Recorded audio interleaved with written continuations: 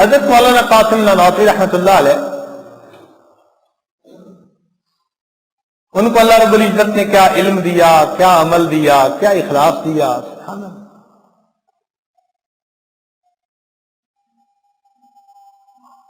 علم تو ایسا کہ ان کی کتابیں علماء کو سمجھ میں نہیں آتی۔ مقام حیات کے اوپر جو کچھ انہوں نے لکھا ہے اس کو عوام تو کیا علماء کے لیے سمجھنا مشکل ہے، ایسا علم اللہ نے عطا کیا۔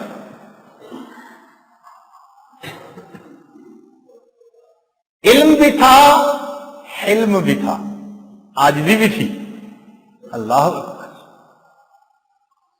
چنانچہ ان کے زمانہ میں شاہجہان پور ایک بڑا قصبہ تھا جہاں پر مختلف مذاہب یا ادیان کے لوگ آتے تھے اور اپنے اپنے مذہب کی صداقت پر تقریر کرتے تھے۔ تو مسلمانوں نے سوچا کہ ہم بھی کسی عالم کو بلاتے ہیں۔ اب کون ایسا عالم آئے جو اسلام کی وکالت کرے، اسلام کو کفار کے سامنے پیش کرے؟ یہ بہت بڑا کام تھا۔ چنانچہ سوچ سوچ کے ان کی نگاہیں حضرت مولانا قاسم نانوتوی رحمۃ اللہ علیہ پر، ایک کتاب بھی چھپی ہے مباحثہ شاہجہان پور، حضرت نے منظور کر لیا اور فرما دیا کہ میں فلاں دن ریل گاڑی کے ذریعے پہنچ جاؤں گا۔ اب ذرا اس درویش کی زندگی کا حال سن لیجئے۔ وعدے کے مطابق ٹرین پر بیٹھ گئے۔ شاہجہان پور سے ابھی چند شہر پہلے، چند اسٹیشن پہلے دل میں خیال آیا کہ میں نے تو لوگوں کو اپنی آمد کے بارے میں بتا دیا، ایسا نہ ہو کہ وہ اسٹیشن پر میرے استقبال کے لیے آئے تو میں تو استقبال کے قابل نہیں ہوں، میں تو استقبال کے قابل نہیں ہوں، مجھے وہاں نہیں جانا چاہیے۔ تو میں یوں کرتا ہوں کہ شاہجہان پور سے جو ایک پہلا اسٹیشن ہے وہاں اتر جاتا ہوں اور باقی سفر میں پیدل طے کر لوں گا،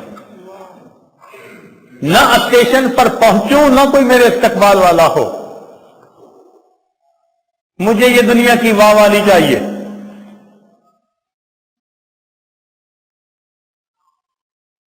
چنانچہ اتر گئے، چند کلومیٹر تھے وہ پیدل چلنا شروع کر دیا۔ اللہ تعالیٰ کی شان دیکھیں کہ راستے میں ایک بڑی نہر تھی، جب وہ نہر عبور کرنے لگے تو پاجامہ بھی پہنا ہوا تھا، تو وہ رانوں تک پانی اوپر چلا گیا، کمر تک، تو سب پاجامہ بھیگ گیا۔ جب نہر سے باہر نکلے تو لنگی کندھے پہ رکھا کرتے تھے، وہ باندھ لی اور پاجامہ قریب جو ہے خشک ہونے کے لیے پھیلا دیا۔ پھر خیال آیا اس کے تو خشک ہونے میں بہت وقت لگے گا اور میرا وقت ضائع کیوں ہو۔ چنانچہ یہ اللہ کا درویش اٹھ کھڑا ہوا، ہاتھ میں چھڑی تھی، وہ چھڑی کندھے پہ رکھی اور چھڑی کے کونے پر پاجامہ لٹکا دیا۔ یہ اسلام کا سفیر جا رہا ہے فقیرانہ انداز میں، مٹا ہوا خدا کا بندہ، علم کا پہاڑ۔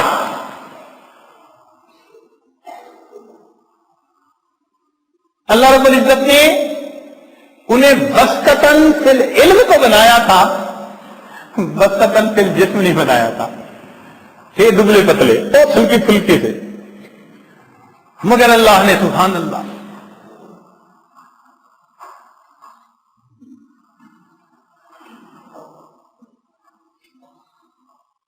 آج تو ہم لوگ ماشاءاللہ بسطتاً فی العلم ہونا ہو، بسطتاً فی الجسم ضرور ہوتے ہیں۔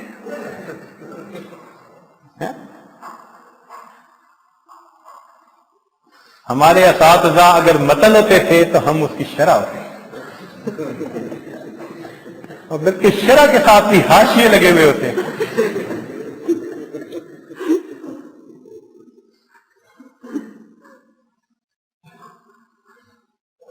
تو یہ اللہ تعالیٰ کا درویش بندہ چل رہا ہے۔ جب وہاں شاہجہان پور پہنچے تو وہاں 2 سرائے تھیں جہاں مسافر لوگ آگے ٹھہرتے تھے. ایک سرائے میں کمرہ لیا اور محمد قاسم بھی نام نہیں لکھوایا،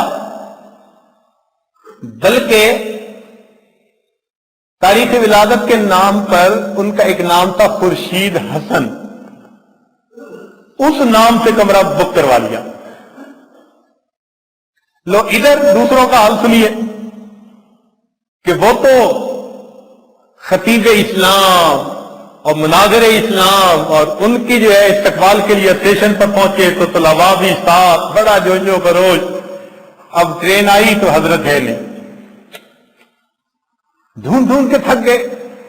یا اللہ، حضرت پہنچے نہیں تو کل مناظرہ ہے تو بنے گا کیا؟ بڑے پریشان. ان میں جو بڑے تھے وہ کہنے لگے کہ بھائی دیکھو، ممکن ہے کہ گاڑی چل پڑی ہو اور نہ پہنچ سکے ہو، اور کسی دوسرے ذریعے سے وہ آ جائیں، آئیں گے ضرور، یہ میرے دل کو تسلی ہے. تو ذرا پتا کرو شہر میں کہ کہیں کسی ہوٹل میں تو نہیں آ گئے. ایک آدمی گیا، اس نے جا کر پتہ کیا، اس کو محمد قاسم کے نام کا کوئی بندہ ہی نہ ملا. واپس وہ کہنے لگے اچھا میں خود دیکھتا ہوں. جب انہوں نے دیکھا جا کر تو ایک جگہ خورشید حسن کے نام پر کمرہ بک تھا. اس نے بندے سے پوچھا کہ بھئی یہ کون؟ اس نے کہا جی ہلکے پھلکے سے ہیں، مولانا ہے، بس آئے ہیں تو کمرے میں. وہ گھس گئے. اب انہوں نے کمرہ کٹ کر، جب دروازہ کٹکھٹایا تو حضرت نے دروازہ کھولا. حضرت آپ یہاں ہیں؟ ہم تو وہاں اسٹیشن پر آ کے استقبال کے لیے انتظار کرتے رہے. تو حضرت نے فرمایا بھائی اسی لیے تو میں اسٹیشن پر آیا نہیں کہ میں استقبال کے قابل ہوں ہی نہیں. میں اسی لیے تو اسٹیشن پر آیا نہیں کہ میں استقبال کے قابل ہوں نہیں. اور پھر ایک عجیب بات کہی جو سونے کی سیاہی سے لکھنے کے قابل ہے. بات یہ کہی، فرمایا چند حرف پڑھ لیے تھے، چند الفاظ پڑھ لیے تھے، دنیا پہچان گئی، ورنہ تو قاسم اپنے آپ کو ایسے مٹاتا کسی کو پتہ ہی نہ چلتا. چند لفظ پڑھ لیے ہیں، دنیا پہچان گئی، ورنہ تو قاسم اپنے آپ کو ایسے مٹاتا کسی کو پتہ ہی نہ چلتا.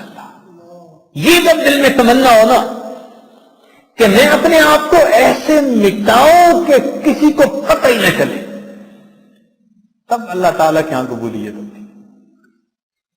اللہ کی رضا کے لیے دنیا کی شہرت، دنیا کا نام کچھ مطلوب نہیں.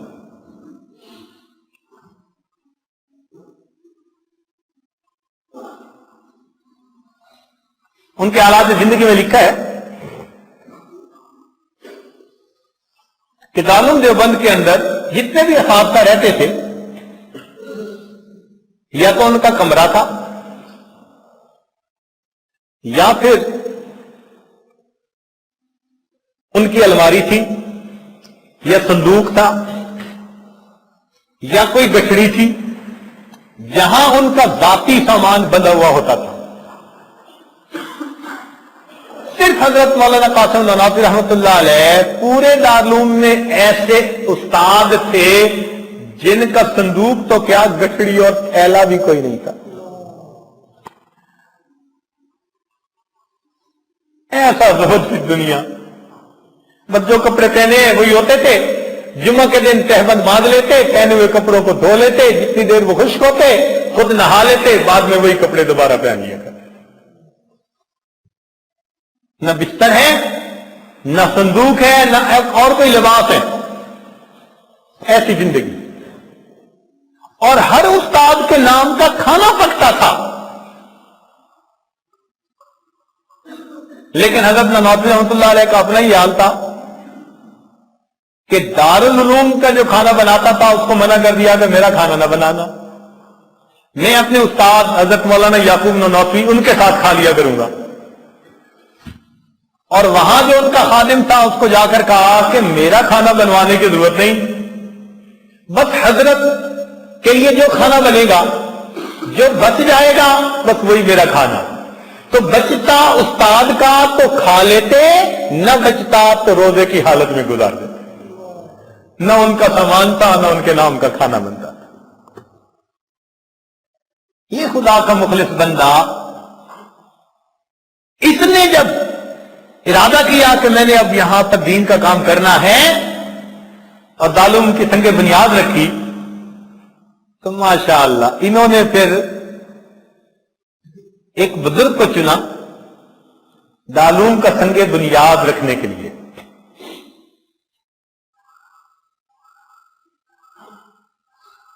وہ بزرگ بھی بڑے ذاکر شاگرد،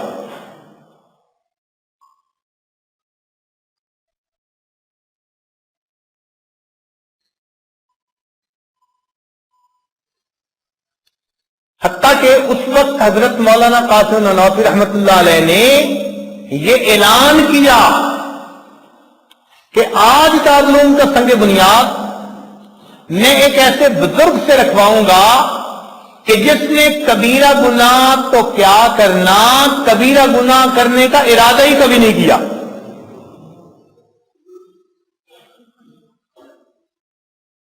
کبیرہ گناہ کرنے کا ارادہ ہی، پختہ ارادہ ہی کبھی نہیں کیا گناہ کرنے کا۔ اللہ اکبر۔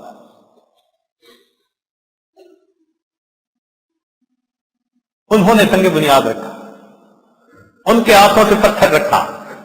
یہ ان مخلص اللہ کے بندوں کا رکھا ہوا وہ پتھر تھا، وہ بنیاد رکھی ہوئی تھی کہ جس پر اللہ تعالی نے ایک مدرسہ بنوایا، اور وہ مدرسہ پھر اپنے وقت میں علم کی وہ یونیورسٹی بنا کہ اس علم کا فیض مشرق سے مغرب اور شمال سے جنوب اس کی وجہ سے پھیلا۔